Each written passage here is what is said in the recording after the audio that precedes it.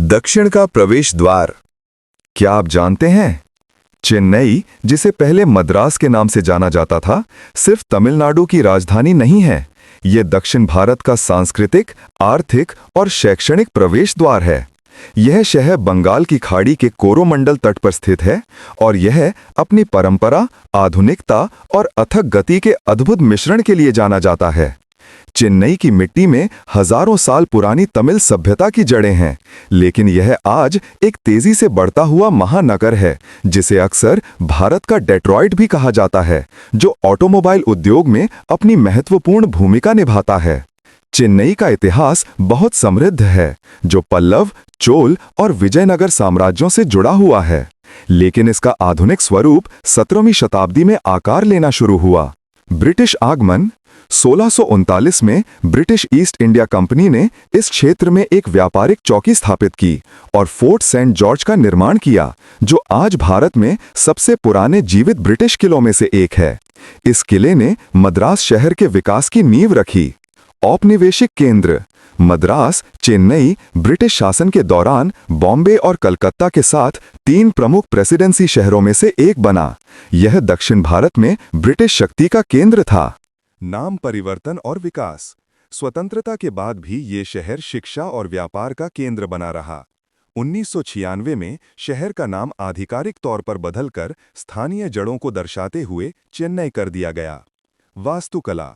चेन्नई की वास्तुकला में आपको औपनिवेशिक वास्तुकला और पारंपरिक द्रविड़ वास्तुकला का एक आकर्षक मिश्रण देखने को मिलेगा। मद्रास हाईकोर्ट जैसी इमारतें इसकी भव्यता को दर्शाती हैं। चेन्नई की भौगोलिक स्थिति इसकी सबसे बड़ी पहचान है। ये कोरोमंडल तट पर फैला हुआ है और यहाँ एशिया के सबसे लंबे शहरी प्राकृतिक समुद्र तटों में से एक है। मरीना बीच। चेन्नई का मरीना बीच लगभग 13 किलोमीटर तक फैला हुआ है। ये सिर्फ एक समुद्री किनारा नहीं है, बल्कि ये चेन्नई वासियों के लिए एक सामाजिक केंद्र, शाम की सैर की जगह और शहर की आत्मा जैसा है। यहाँ सूर्योदय और सूर्यास्त देखना एक यादगार अनुभव होता है।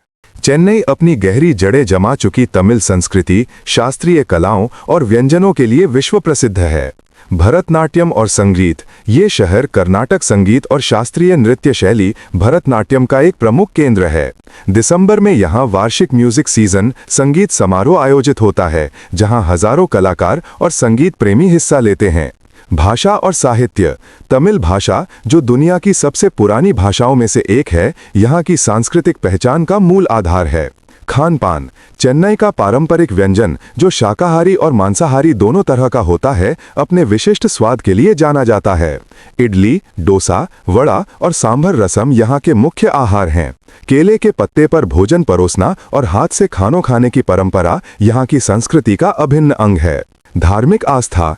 कपालेश्वर मंदिर जैसे भव्य द्रविड़ शैली के मंदिर और सेंट थॉमस बेसिलिका जैसे ऐतिहासिक चर्च शहर की गहरी धार्मिक आस्था को दर्शाते हैं।